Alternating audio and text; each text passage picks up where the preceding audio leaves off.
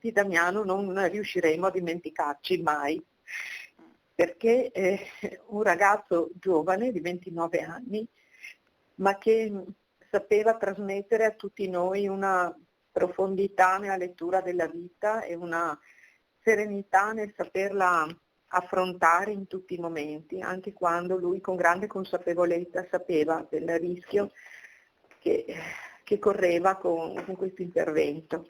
E lui ha vissuto con grande responsabilità anche il suo mandato, perché fino agli ultimi consigli comunali dove noi lo vedevamo, faticare, però lui voleva esserci. Trattiene a stento le lacrime la voce rotta dal ricordo di Damiano Caravello. Il sindaco di Noale saluta così il compagno di viaggio politico, il 29enne di Briana, consigliere comunale.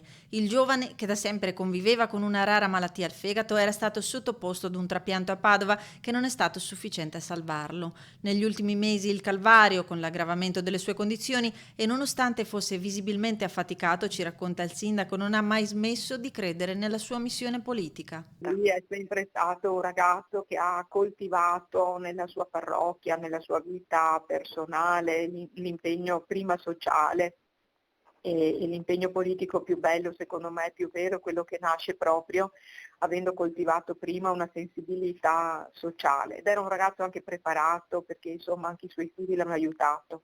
Competenze e disponibilità che metteva a disposizione dei colleghi, il tutto condito da un sorriso che, come ha ricordato il sindaco, diceva tutto della sua persona.